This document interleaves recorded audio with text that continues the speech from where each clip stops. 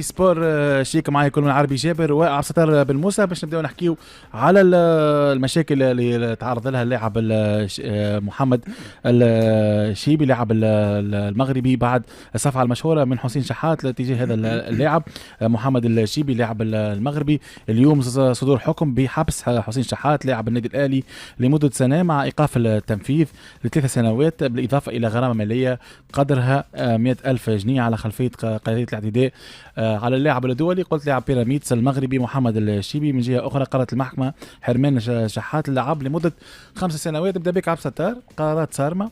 اللاعب محمد الشيبي يعني هو اللي مشى اشكى باللاعب هذايا، حب ياخذ حقه، خاصه حقه المعنوي. واليوم المحكمه تنصف هذا اللاعب بالرغم اللي هو مغربي، بالرغم اللي هو متغرب. اليوم المحكمه المصريه تنصف هذا اللاعب في الحكم اتجاه صفعه والتهجم اللي صار من شحات على الشيبي اللاعب المغربي. شوف، هي قضية مدنية يعني الناس الكل شفنا معناها لاكت اللي صار تجاه اللاعب المغربي معناتها من الشحات، وكانت لقطة الحقيقة فيها برشا إهانة، فيها برشا معناها الحقيقة تعصب، وحاجة معناها لا تمت للفير بلاي بسيلة، لا تمت معناها التاريخ الأهلي معناها المصري وعراقته اللي هي مدرسة كبيرة من ناحية الأخلاق ومن ناحية الانضباط. دونك حاجة خارجة على الموضوع ريناها في المباراة هذيك.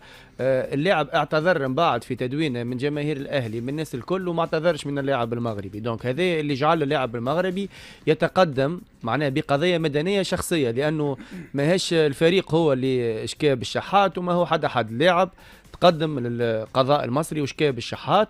ولهنا القضاء المصري معناها كان عادل، وكان معناها حكم على وقائع معناها الحقيقة كانت واضحة بالفيديو. أنصف اللاعب المغربي الشيبي واعطاه حقه، لأنه اللي صار ما حاجة ما تتعداش بالساهل. وكل لاعب في المستقبل يرى روحه أنه ينجم يعمل هذا، يتذكر العقوبة اللي تعرض لها الشحات ويكون عبرة للناس الكل.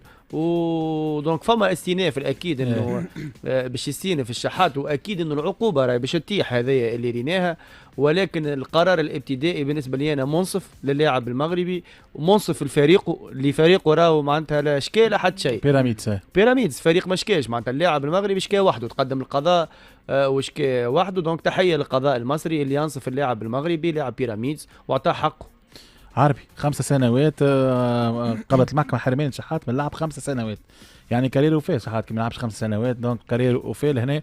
كيفاش يجم يتصرف لاعب كيما هكا شحات اللي هو لاعب معروف عليه بالاخلاق الكل؟ تخمر صحيح، عمل مشكله مع اللاعب الشيبي وما طلبش الاعتذار، ولهنا علاش خلى اللاعب شكى به؟ يعني كل لاعب يتحمل مسؤوليته، خاطر التصرف كيما هكاك ما نجمش يكون تاع لاعب محترف وما نجمش يكون تاع لاعب عنده اخلاق. يعني بصراحه انك تجي قدام يعني الجمهور وفي وسط الملعب وتهين معنا اللاعب، والماتش تلفزيوني تعدى صحيح، وماتش تلفزيوني ومن با تعتذر من بعد، هذه قلة احترام وقلة تربية وقلة احترافية من اللاعب معناها سوا ديزون يلعب في الاهلي معناها محترف على مستوى وكان في العين القطري، العين الاماراتي، العين باهي العين. دونك انا اشوفه قرار معناها رد اعتبار للاعب المغربي اللي معناها رجعوا له حقه القضاء المصري. ومن بعد اللاعب بس يسامح ما يسامحش هذيك حاجه ثانيه. لكن اللي شد انتباهي انا في الحاجه هذه انه العقوبه راهو هذه كانت حاضره من قبل. وشوف معناها الفرق بين كي يبدا نادي معناها عنده فينال وكي يبدا عنده وراه جماهير وراه دوله كامله، انه القرار هذا كان حاضر عنده مده ديجا. اللقطه هذيك عندها يعني بيريود، عندها بيريود. لكن المحكمه يعني المحكمه اليوم الصباح راهي خذت فيه القرار اليوم الصباح. المحكمه هو القرار كان جاهز، لكن خرجوه بعد الفينال.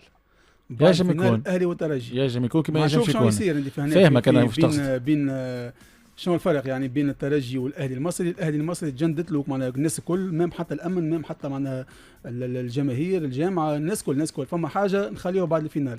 واللي صار مع الترجي الرياضي التونسي انه معناها هاك نتاع الويكلو، العقوبه اللي صارت. شوف معناها القرار والوقت والتايمينغ وتشهبتوه هنا الفرق تفهم اسكو النوادي نتاعنا محميه مش محميه. بريف هذا معناها سوجين نغلقوه، انا ما نحكيو فيه. لكن انا نقول بصراحه قرار هو صعيب شويه على شحاته، ما نتمناوش بيان سور السجن للاعب. لكن ان شاء الله معناها يلقاو حل بيناتهم الزوز سكو يسيروا اللاعب ورا اللي شحاته فما قانون ونجم راه ندخلك الحبس. دونك هذيك من بعد هو يسامحوا ما يسامحوش، بالنسبه لي انا ان شاء الله يسامحوا وتوفوا الحكايه وخيانه بريتو من بعد. من مصر نمشيو